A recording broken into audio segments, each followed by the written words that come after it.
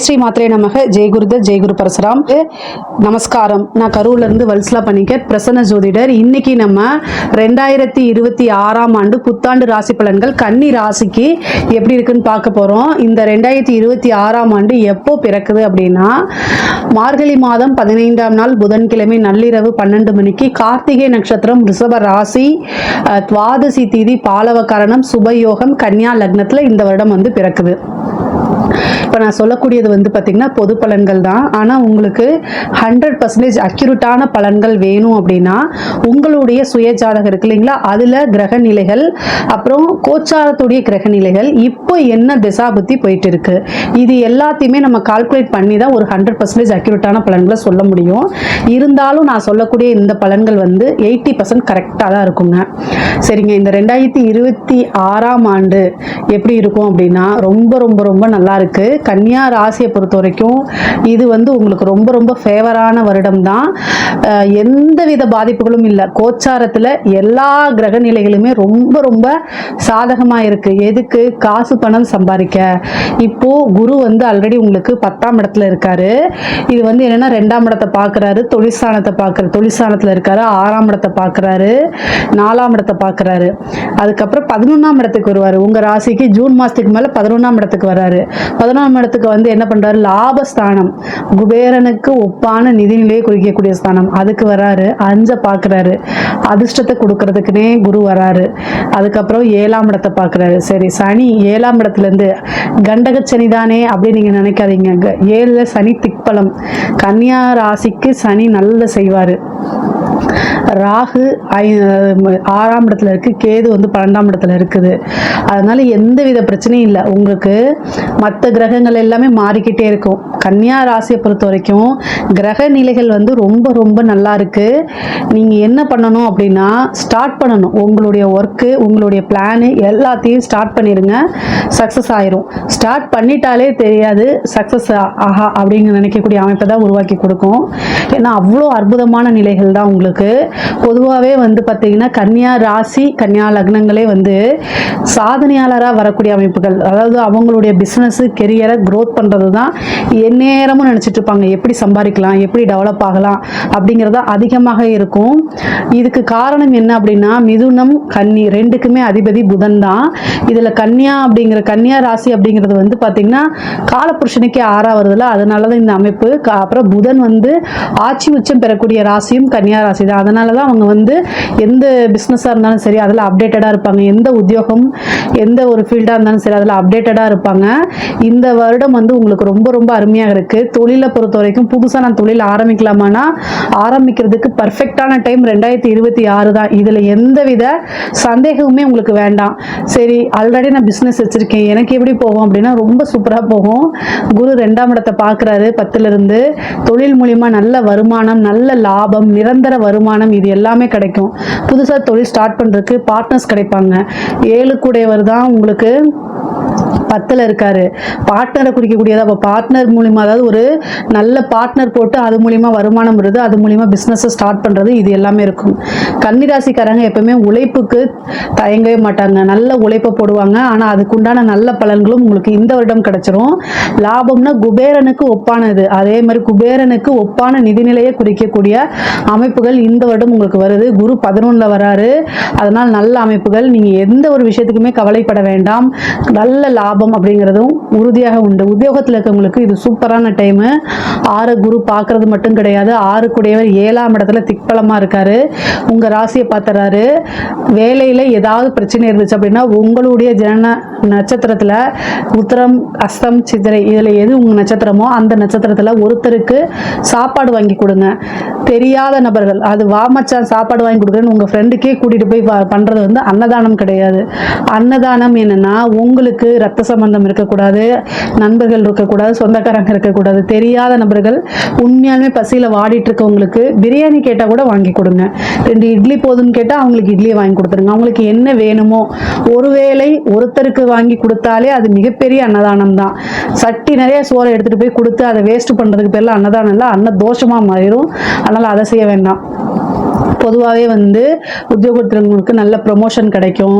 இது வரைக்கும் உங்களோட பேர் வந்து வெளியில் பேசப்படலைனாலும் நல்ல பாராட்டு அங்கீகாரம் ஒரு நல்ல அமைப்புகள் கொடுக்கும். அதே மாதிரி உத்தியோகத்தில் உயர் அதிகாரிகளுடைய அமைப்புகள் நல்ல இணக்கமான ஒரு சூழ்நிலை, பாராட்டு கிடைச்சி உங்களுக்குன்னு ஒரு நல்ல பதவி கிடைக்கும், பதவி உயர்வு கிடைக்குங்க. உத்தியோகத்தில் இருக்கவங்களுக்கும் இது ரொம்ப அருமையாக இருக்குது. வெளியில் போய் நான் வேலை பார்க்கலாமா அப்படின்னு கேட்டிங்கன்னா கட்டாயம் பார்க்கலாம். நிறைய பேருக்கு வந்து வேலையில் மாற்றங்கள் இருக்குது. ஒரு இடத்துல போய் நம்ம வேலை பார்த்தா இந்த கம்பெனியில் போய் வேலை பார்த்தா நல்லா இருக்குமே அப்படின்னு நீங்கள் நினச்சிட்டு அது ஒரு ட்ரீமாக வச்சுட்டு இருப்பீங்கள்ல, அதெல்லாமே இந்த காலகட்டத்தில் நிறைவேறக்கூடிய அமைப்புகள் இருக்குது. இது வந்து என்னென்னா ரொம்ப ரொம்ப அதாவது உத்தியோகத்தில் உங்களுடைய கெரியரை க்ரோத் பண்ணுறது, பிஸ்னஸாக இருந்தாலும் சரி அது ஜாபாக இருந்தாலும் சரி க்ரோத் ஆகிறது, வளர்ச்சி வெற்றி சக்ஸஸ் இது எல்லாமே இந்த வருஷம் உங்களுக்கு இருக்குது. சரிங்க. அதே மாதிரி ஏற்றுமதி இறக்குமா அந்த தொழில்களுக்கு ரொம்ப ரொம்ப சூப்பருங்க. உத்தியோகம்னா ஐடி ஃபீல்டு சம்மந்தப்பட்ட இருக்கவங்களுக்கு இது ரொம்ப சூப்பரு. அதே மாதிரி 3ஆம் இடத்தையும் குரு பார்க்குது உங்களுக்கு. ஜூனுக்கு மேலே ரியல் எஸ்டேட் பிஸ்னஸில் நல்ல காசு பணம் சம்பாரிச்சிடலாம். இப்போ இருந்தே நீங்கள் தேடி தேடி ரொம்ப டயர்டாயிருவீங்க, என்னடா இந்த இடமே முடிய மாட்டேங்குதுன்னு. ஆனால் பல கோடி சம்பாதிக்கிறதுக்கு உண்டான அமைப்புகள்லாம் குரு கொடுத்துடுவார். கன்னியா ராசியில் யாரெல்லாம் ரியல் எஸ்டேட் பிஸ்னஸ் பண்ணுறீங்களோ அவங்களுக்குலாம் பல கோடி சம்பாதிக்கக்கூடிய அமைப்புகள் இருக்குங்க, தவற விடாதீங்க. அதே மாதிரி வந்து படிக்கக்கூடியவங்களுக்கு வந்து படிப்பில் நல்ல ஆர்வம் கிடைக்கும். படித்து அவங்க அதாவது தன்னிலை உணர்ந்து படிக்கக்கூடிய அமைப்புகளை மாறும். நல்ல புத்தி கூர்மை நினைவாற்றல் இது எல்லாமே இருக்கும். அதாவது உயர்கல்வி படிக்கிறவங்களுக்கு நல்ல வாழ்க்கையில் முன்னேறணும் அப்படின்னு நினச்சி படிப்பாங்க. அதே மாதிரி நல்ல கேம்பஸில் செலக்ட் ஆகி பிளேஸ்மெண்ட்டு நல்ல பக்கமாக பிளேஸ்மெண்ட்டு ஒரு நல்ல உத்தியோகம் கிடைச்சிரும். குரு 4ஆம் இடத்தை பார்க்குது, சனியும் 4ஆம் இடத்தை பார்க்குது, பதவிஸ்தானத்தை பார்க்குது. இந்த வருடம் அரசாங்க உத்தியோகம் உறுதியாக உங்களுக்கு உண்டு. கன்னியா ராசியில் இருக்கவங்க யாரெல்லாம் கவர்மெண்ட் எக்ஸாமுக்கு ட்ரை பண்ணுறீங்களோ அவங்க எல்லாமே ஒரு நல்ல அரசாங்க பதவி அப்படிங்கிறது உறுதியாக உண்டு. பதவி ஸ்தானத்தை சனியும் பார்க்குது, குருவும் பார்க்குது. அப்போ அரசாங்க பதவி அப்படிங்கிறது உறுதியாக உங்களுக்கு இருக்குது. நிறைய நன்மைகள் தான் உங்களுக்கு காத்துக்கிட்டு இருக்கு. அதனால் நீங்கள் எந்த ஒரு விஷயத்தையுமே ஹெசிடேட் பண்ணாதீங்க. ஒவ்வொரு விஷயத்தையும் முயற்சி பண்ணி அதில் சக்ஸஸ் ஆகிடும். சக்ஸஸ் அப்படிங்கிறது இந்த வருடம் உங்களுக்கு உறுதி செய்யப்பட்டதுங்க. அதனால் எடுக்கக்கூடிய எல்லா விஷயமுமே உங்களுக்கு சக்ஸஸ் தான். அதனால் நீங்கள் கவலையப்படாதீங்க. நீங்கள் ஆனால் என்ன பண்ணணும், முயற்சி பண்ணணும். சனியுடைய பார்வை என்ன பண்ணும் அப்படின்னா எல்லா விஷயத்துக்கும் சோம்பேறித்தனம். அதே மாதிரி உங்களுக்கு நீங்களே வந்து நெகட்டிவாக திங்க் பண்ணுறது, பாசிட்டிவாக நீங்கள் திங்க் பண்ணி தான் போயிட்டுருப்பீங்க ஒரு வருஷம். இந்த சனியுடைய பார்வை என்னென்னா புலம்பலை கொடுத்துரும். அதே மாதிரி ரொம்ப சோம்பேறித்தனத்தை கொடுத்துரும். நீங்கள் 6 மணிக்கு எந்திரிக்கணும்னு நினைப்பீங்க, ஆனால் எந்திரிக்க முடியாது. 1 மணி நேரம் கால தாமதமாகி தான் எந்திரிப்பீங்க. அந்த மாதிரி சனி வந்து சோம்பேறித்தனத்தையும் கால தாமதத்தையும் பண்ணுவார். அதனால நீங்கள் ரொம்ப கவனமாக இருக்கணும், சுறுசுறுப்பாக்கணும், செல்ஃபாக மோட்டிவேட் பண்ணிக்கணும். அதே மாதிரி வந்து வீடு கட்டக்கூடிய அமைப்புகள், வாகனம் வாங்கக்கூடிய அமைப்புகள் இருக்குது. 4ஆம் இடத்தை சனி பார்க்கறதுனால வீடு அமைகிறதுல கொஞ்சம் கால தாமதங்கள் ஏற்பட்டாலுமே நல்ல வீடாக உங்களுக்கு அமைகிறதுக்கு உண்டான அமைப்புகள் இருக்குது. குருவோடைய பார்வையும் இருக்குது. கட்டாயம் ஜூன் மாதத்துக்குள்ளே ஒரு வீடு வாகனங்கள் வாங்கக்கூடிய அமைப்புகள்லாம் உங்களுக்கு இருக்குது. கடன் ரீதியாக இருக்கக்கூடிய பிரச்சனைக்கு ஒரு நிவர்த்தி இருக்குங்க. சில பேருக்கு பிஸ்னஸ் அமைகிறதுக்கு ஒரு இது பண்ணுறதுக்கு வந்து பார்த்திங்கன்னா கடன் கிடைக்கும்.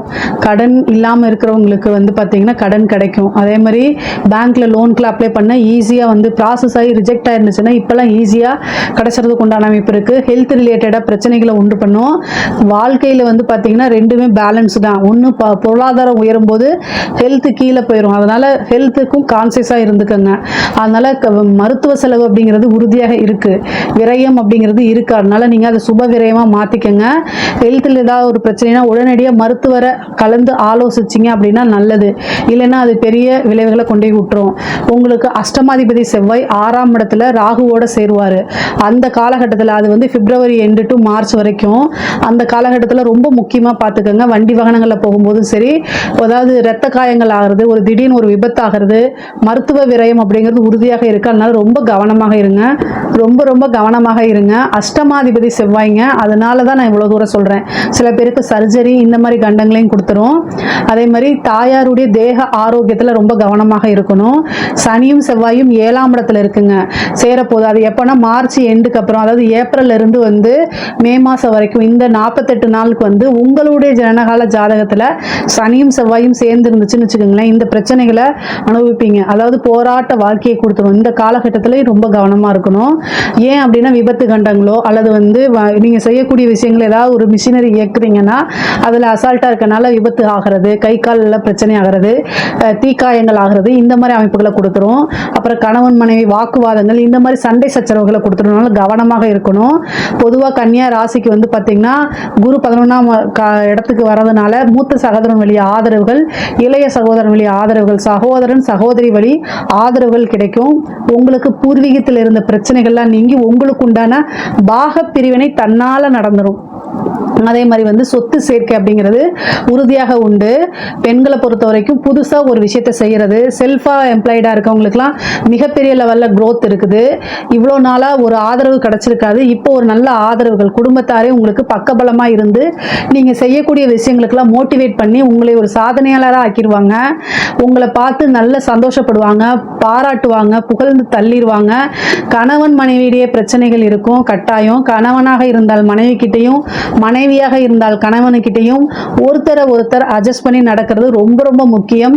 முக்கியமாக சனியும் செவ்வாயும் சேரக்கூடிய அந்த காலகட்டத்தில் கன்னியா ராசிக்கு கொஞ்சம் அட்ஜஸ்ட் பண்ணி போகிற திறம், அதாவது அட்ஜஸ்ட்மெண்ட்டுன்னு சொல்ல முடியாது, ஒரு தப்பை செய்கிறாங்க அப்படின்னா அதை ஒத்துக்க மாட்டாங்க. ஏன்னா புதன் உச்சமாகக்கூடிய ராசி. ஸோ நான் செய்கிறது தப்புன்னே ஒரு சிலருக்கு தெரியாது. ஒரு சிலர் வந்து நான் எங்கெங்க தப்பு செஞ்சேன் அப்படின்னு சொல்லுவாங்க. தப்பு செய்யவே மாட்டேன் அப்படின்னு சொல்லி ஆர்கியூ பண்ணுவாங்க, ஒத்துக்கவும் மாட்டாங்க. ஸோ உங்களோட தவறுகளை என்னைக்கு நீங்கள் உணர்றீங்களோ அன்னைக்கு நீங்கள் சக்ஸஸ் ஆயிடுவீங்க. ஸோ அதனால் வெட்டியாக ஈகோ பார்க்காம வாழ்க்கையில் வெற்றி பெறதுக்கு உண்டான விஷயங்களை நீங்கள் பண்ணீங்க அப்படின்னா ஈஸியாக சக்ஸஸ் ஆயிடுவீங்க. திருமண பிராப்தம் இருக்கா அப்படின்னா 7ஆம் இடத்துக்கு குரு பலமும் இருக்குது, 7ல் சனியும் இருக்குது. அதனால் இந்த டைமில் நீங்கள் கல்யாணம் பண்ணீங்கன்னா வாழ்க்கை முழுவதுமே அவங்க தான் உங்கள் வாழ்க்கை துணையாக இருப்பாங்க. எந்தவித பாதிப்புகளும் இருக்காது. சனி இருக்கனால எந்தவித பாதிப்பும் இருக்கா, அதனால் கவலைப்படாதீங்க. கலத்திரம் அப்படிங்கிறது வந்து உங்களுக்கு நல்லா இருக்குது. திருமணத்தில் ஏதாவது தடைகள் இருக்குது அப்படின்னா நீங்கள் காலபைரவர் வழிபாடு பண்ணுங்கள். சனிக்கிழமை காலபைரவர் வழிபாடும் ஆஞ்சநேயர் வழிபாடும் பண்ணீங்க அப்படின்னா திருமணத்தில் இருக்கக்கூடிய தடை தாமதம்லாம் நீங்கி உடனடியாக திருமணம் நடக்கிறதுக்கு உண்டான அமைப்புகள் இருக்குது. குருபலம் வரதுனால தான் இந்த விஷயங்களை சொல்கிறேன். அதுவும் இல்லாமல் குரு 11லிருந்து 5ஐயும் பார்த்துருதுங்க. அதனால் நல்ல அமைப்புகள் தான். உங்களுக்கு நீங்கள் விருப்பப்பட்ட திருமணம், விரும்பிய நபரையே மனம் முடிக்கிறதுக்கு உண்டான அமைப்புகள் இருக்குது. காதல் சம்பந்தப்பட்ட பிரச்சனைகள், பிரேக்கப் ஆன விஷயங்கள்ல மீண்டும் சேர்றதுக்கு உண்டானது. உங்களுக்கு நீங்கள் சண்டை போட்டு பிரிஞ்சிருப்பீங்க, திரும்ப மறுபடியும் சேர்றதுக்கு உண்டான அமைப்புகள்லாம் கொடுத்துரும். அதே மாதிரி வந்து குரு வந்து 7ஆம் இடத்தை பார்க்குதுங்க. கணவனும் மனைவியும் ஒருவருக்கொருவர் இந்த காலகட்டத்தில் சப்போர்ட்டடாக இருந்தீங்க அப்படின்னா உங்களுடைய கெரியர் இன்னும் ரொம்ப ஈஸியாக டெவலப் ஆயிரும். நினச்ச விஷயங்கள் எல்லாமே, ஆசை அபிலாசைகளை சாதிக்க முடியும். காசு பணத்தை கோடிகளாக குமிச்சிடலாம். நீங்கள் லட்சம் தான் உங்களுக்கு வந்துட்டு இருக்கு அப்படின்னா 2 பேரும் சேர்ந்து செயல்பட்டால் கட்டாயம் கோடிகளை குமிச்சிடலாம். அந்த அளவுக்கு அமைப்புகள் ரொம்ப ரொம்ப நல்லா இருக்குங்க. சரிங்க, இந்த காசு பணம்லாம் சம்பாதிக்கிறது அப்படின்னா ஒரு நல்ல இடத்துல இன்வெஸ்ட் பண்ணுவீங்க. ஒரு இடமா வாங்கி போடுறதோ அல்லது ஒரு கோல்டாக எடுத்து வைக்கிறது, இந்த மாதிரி உங்களுக்கு தெரிஞ்ச விஷயங்களை இன்வெஸ்ட் பண்ணுங்க. பரிச்சயம் இல்லாத விஷயங்களை இன்வெஸ்ட் பண்ணாதீங்க. தெரியாத நபர்கள், அறிமுகம் இல்லாமல் ஆசைப்பட்டு ஒரு பக்கம் போய் இன்வெஸ்ட் பண்ணீங்கன்னா அது வராது. ஸோ அதையும் நீங்கள் பார்த்துக்கணும். பொதுவாகவே பொருளாதார வாழ்க்கை ரொம்ப சிறப்பாகவும் உயர்வாகவும் இருக்குது. அதே மாதிரி தாயாருடைய தேக ஆரோக்கியத்தில் கவனத்தை செலுத்துங்க. அவங்களுக்கு சிறு சிறு மருத்துவ செலவுகள், பிரச்சனைகள்லாம் வரதுக்கு உண்டான அமைப்புகள் இருக்குது. நீண்ட தூரம் பிரயாணம் பண்ணுறது, ஒரு கோவில் யாத்திரைகளுக்கு செல்றது, புனித காரியங்களில் ஈடுபாடு பண்ணுறது, தான தர்மங்கள் செய்கிறது, இது எல்லாமே உங்களுக்கு நடக்கும். அதே மாதிரி வந்து குரு 11ஆம் இடத்துல இருக்கனால செல்வ செழிப்பான வாழ்க்கையை தான் நடத்தி கொடுக்கும். முக்கியமாக யாருக்கெல்லாம் குரு தசை இருக்கோ அவங்களுக்குலாம் ரொம்ப சூப்பரான டைமு இது. இந்த டைம் இந்த 2026 பயன்படுத்திக்கங்க. உங்களுக்கு வாழ்க்கையில் எது அதிர்ஷ்டம், இது நடந்தால் நல்லா இருக்கும்னு ஆசைப்பட்டு ஏக்கமாக இருக்கும்ல, அத்தனை விஷயமே உங்களுக்கு நடந்துடும். அதனால் கவலையப்படாதீங்க. அதே மாதிரி வந்து சொத்து சேர்க்கை உறுதியாக உண்டுங்க. இந்த வருடம் வந்து உங்களுக்கு சொத்து சேர்க்கை உண்டு. புத்திர பாக்கியம் இருக்கா அப்படின்னா 5ஆம் இடத்துக்கு குரு பார்வை ஜூன் மாசத்துக்கு மேல வருது. அதனால புத்திர பாக்கியம் இருக்கு, சந்தான பிராப்தம் இருக்கு. அதே மாதிரி வந்து பாத்தீங்கன்னா அரசியல் துறையில இருக்கவங்களுக்கு, அரசாங்க துறையில இருக்கவங்களுக்கு இது சூப்பரான டைமுங்க. 7ஆம் இடத்துல சனி பார்வை இருக்கு. அதே தான் நான் சொன்னதே தான். லஞ்ச லாவணியங்களை ஈடுபாடு பண்ணாதீங்க. சனி பார்க்கும்போது நீதி நேர்மையத்தான் அவர் பார்ப்பாரு. ஆனா பழக்க வழக்கங்களை ஏற்படுத்தி கொடுப்பாரு. நிறைய நபர்களுடைய பழக்க வழக்கங்கள் கிடைக்கும். அது மூலிமா நீங்கள் முன்னேறது, காசு பணம் பார்க்கறது, ஒரு கான்ட்ராக்ட் கிடைக்கிறது, இந்த மாதிரி விஷயங்களை நீங்கள் சாதிச்சுக்க முடியும். ஆனால் லஞ்ச லாவணியங்களை தவிர்க்கிறது நல்லது. சனியோடைய பார்வை இருக்கனால சில வருடங்களுக்கு லஞ்ச லாவணியங்களை தவிர்த்துருங்க. நீங்கள் உண்டு உங்கள் வேலை உண்டு.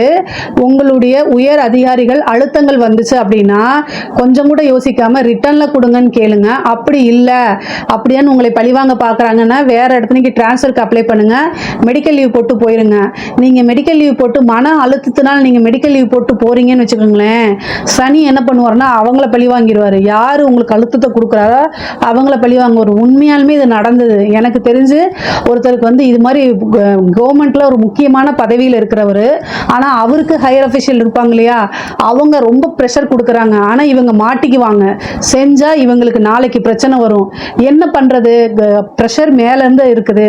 அப்போ என்கிட்ட என்ன சஜஷன் சஜஷன் கேட்டாங்க, என்ன பண்ணுறதுனே தெரியல அப்படின்னு. கட்டாயம் உங்களுக்கு பிரச்சனை வரும். தசாபுத்தியும் சரியில்லை, கோச்சாரமும் சரியில்லை. மெடிக்கல் லீவ் போட்டு போயிருங்க, எஸ்கேப் ஆயிருங்க, நெஞ்சு வலிக்குதுன்னு ஹாஸ்பிட்டலில் அட்மிட் ஆயிருங்க சார்னு. அதே மாதிரியே ஆனார். கரெக்டாக வந்து யார் அழுத்தம் கொடுத்தாரோ அவர் அரெஸ்ட் ஆகிட்டாரு. இது வந்து கண் முன்னாடியே நான் பார்த்தேன். அதனால தான் இந்த இதெல்லாம் உங்களுக்கு சொல்கிறேன்.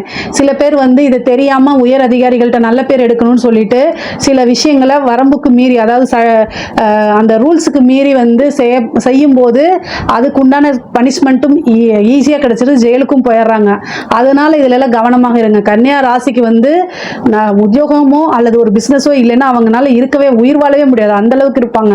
கடைசி வரைக்கும், சாகிற வரைக்கும் உழைச்சிக்கிட்டே இருப்பாங்க. அதுதான் கன்னியா ராசிக்காரங்க. அதுக்காகத்தான் இவ்வளோ தூரம் நான் பாடுபட்டு சொல்றது.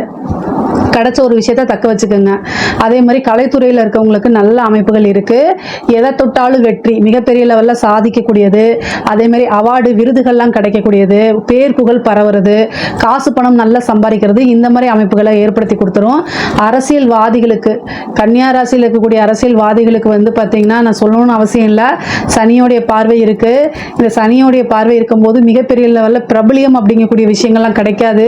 வாதிகளுக்கு, அதாவது கன்னியா ராசியில் இருக்கவங்களுக்கு சனி 7ஆம் இடத்துல திக்பலமா இருக்காருங்க. ஆனா 4ஆம் இடத்தை பார்த்துறாரு. சனியுடைய பார்வை வந்து பார்த்தீங்கன்னா அவ்வளோ பிரசித்தியா இல்லை. அப்புறம் வந்து உங்களுக்கு குருபலமும் மறைய போகுது. அப்போ உங்களுக்கு நல்ல பதவி கிடைக்கணும் அப்படின்னா நீங்க வழிபாடுகள் பண்ணுங்க, தெய்வ வழிபாடு பண்ணணும்.